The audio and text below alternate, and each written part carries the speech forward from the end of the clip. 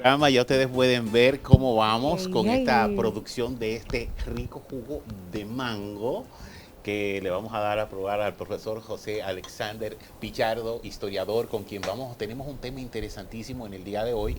Y la verdad que yo me he sorprendido con esta historia de Enrique Blanco. Gracias, negro. Conocer un poquito de ese a quien la mayoría de personas lo conocen por el merengue de Wilfrido. Dulfrido, Enrique Blanco. el pues, conquistador de las de montañas. las montañas. Entonces vamos a escuchar, señores, porque yo me puse a investigar y la verdad que me quedé sorprendido. Te dije, bro, acá, ¿ese fue un héroe o un tigre? ¿Cuál de los dos? Eso es un punto, Benito. Eso es un punto, Benito. Y la bella dama que hoy nos acompaña Salud, vamos a aquí. brindar. Bueno, sí, todos tenemos. ya probaron. Sí, menos tú, menos Yo estaba tú. esperándolos, pero yo como vi que todo el mundo se empicó de su vaso, como dicen en buen dominicano.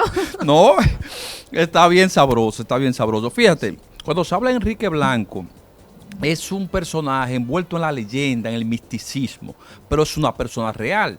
Entonces hay que ver a Enrique Blanco, Rafael Enrique Blanco Sosa, que nació ahí en Don Pedro de Peña, que hoy es lo que conocemos como Tamboril, allá un 14 de enero de 1907, o sea, un cibaeño de pura cepa, y que como muchos jóvenes de escasos recursos, veían el ejército como el camino a la superación, tanto social como personal.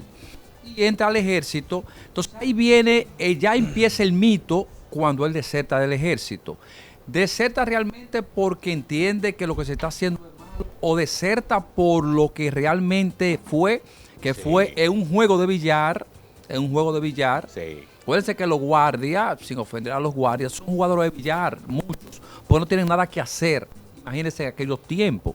Y en un juego de billar, él pierde el cheque y en una discusión le da muerte a un compañero de arma de él, sabiendo lo que le esperaba a alguien que agrediera a un militar y que le diera muerte, siendo Trujillo un militar y que su soporte estaba en los militares. Entonces, él se va a las montañas del Cibao que conocía muy bien y ahí empieza el mito de Enrique Blanco. Una huida entre 3 y 4 años de una comunidad a otra, de una comunidad a otra. Y entonces el ejército, que acuérdense que era muy bravo, hay que acordarse de la persecución a Desiderio Arias, una persecución feroz que encabezó el mismo Trujillo incluso. Para que muchos lo sepan, el cuerpo de Desiderio Arias fue enterrado sin su cabeza, para que muchos no lo sepan. Y Cipriano Bencojo, por mencionar algunos, principios del régimen se sublevaron y que se le dio una persecución como con perros feroces. Enrique no fue la excepción. De huir, al final había una recompensa de 1,000 pesos a quien le Cuarto del mundo. En aquel todos entonces los era cuartos. mucho, claro. 1,000 pesos en el año 1900, entre el 33 y el 36, todo el dinero del mundo. Claro. Imagínese, usted podía comprar casa, hacer lo que usted quisiera. Sí. Se puede decir que si lo trasladamos a esta época era como 1,000 millones de pesos o más. Más. Más, porque Mucho más. tú podías comprar una vivienda con 1,000 pesos. Compraba una vivienda, compraba una tarea de tierra con 1,000 pesos y tú no Fíjate, puedes hacer hay con ese tantas dinero. historias de Enrique Blanco. Inclusive se dice que él tenía un bacá, que se convertía en perro, que se convertía en mate plátano. Y que por esa razón era que no le daban casa. No, a él no le daban casa simplemente porque Enrique era de esa zona. Enrique era cibaeño y conocía todo el Cibao y todas las montañas. Señores, mire, quien conoce las montañas de este país lo agarra si quiere. Y más que un ejército no conocedor del lugar.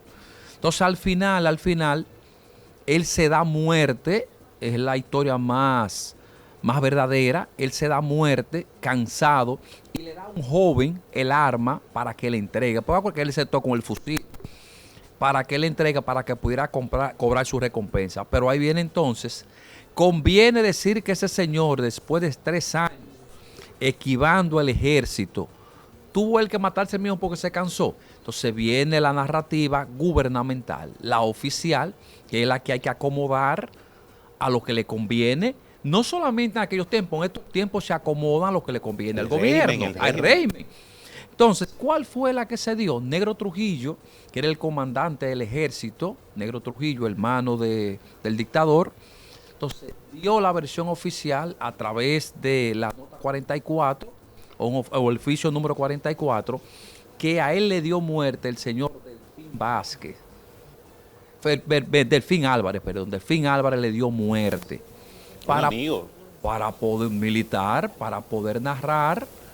Porque usted se imagina lo pesado que fuese y el mensaje que enviase, que un señor después de 3 años, él se mata el mismo porque se cansó. Entonces hay que vender que el gobierno le dio casa, lo mató, como un mensaje que todo aquel que se subleve, tarde o temprano, se le dará casa y se le dará muerte. Lo trajeron aquí a Santiago, lo exhibieron como un animal de feria muerto, podemos ver la foto, una camioneta tirada, como un ejemplo para que aquellos que osaran desafiar el régimen supiera lo que le esperaba. Se enterró en la antigua autopista Duarte, ahí cerca de Cienfuegos, y en el año 1979, en la construcción del acueducto, se encontraron sus restos, que hoy descansan en el cementerio municipal Cristo Vive, el cementerio municipal Cristo Vive, que es el que conocemos como el cementerio del Ingenio. Es Cristo Vive, se llama el cementerio.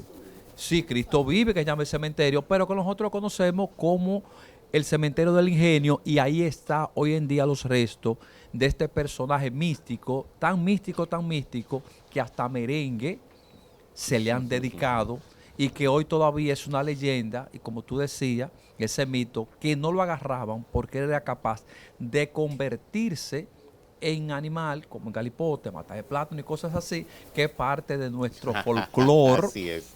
De nosotros fue como la ciguapa. Bueno, entonces, en resumen, se puede decir que Enrique fue una de las figuras más mencionadas por el hecho de que pudo escapar de la justicia, que en aquel entonces escapar de Trujillo era una situación imposible, por así decirlo. Es por lo que se tejió alrededor de él, no por escapar, porque otros lo hicieron. Es por lo que se tejió, la leyenda que se tejió alrededor de él. Acuérdate que cuando algo causa morbo, la gente tiende a seguirlo y se mantiene en el tiempo. Porque hay personas que huyeron de Trujillo, se fueron del país, lo desafiaron desde el extranjero, murieron y simplemente pasaron al anonimato. Es lo que se teje alrededor de la figura de Enrique Blanco, que se empieza a decir en los campos, se crea mucho, que era un bacá y que se convertía en animal y cosas por el estilo, y eso es lo que le da esa trascendencia a ese personaje. Que se convertía en perro y saben tener las piernas de los guardias que lo andaban buscando. Eso es lo que Pero aparte de todo eso, señores, hay que destacar de que Enrique Blanco fue un tremendo militar. Se habla de que era uno de los mejores a nivel de francotiradores que había en el país en su momento. Cosa que se dice de él, sí, así mismo es. Bueno, muchísimas gracias, profesor. La verdad que cada vez que usted viene aprendemos algo nuevo. La semana que viene vamos a hablar del puente Hermano Patiño y la historia de los Patiños, porque es como el monumento es tan emblemático. El puente Hermano Patiño. Vamos a ver que si fueron los hermanos, fue la familia. Eso lo vamos entonces a plantear la semana que viene. Así es. Antes de una pausa, ¿eran españoles o eran dominicanos? ¿Los Patiños? Sí. Origen español, pero eran dominicanos. Eran dominicanos. Ahora sí, vamos a una pausa.